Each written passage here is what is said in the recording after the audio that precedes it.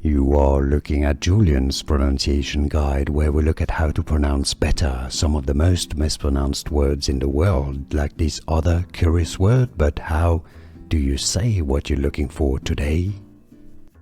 Let's learn once and for all how to pronounce this name, even though, yes, there are different pronunciations. This is a name originally from Greek, therefore you can have different pronunciations and interpretations. It means truth, okay, in Greek.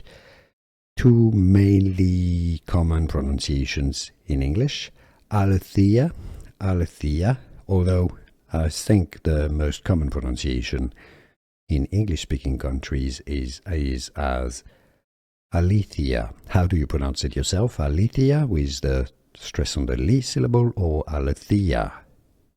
Let us know in the comments, let everybody know.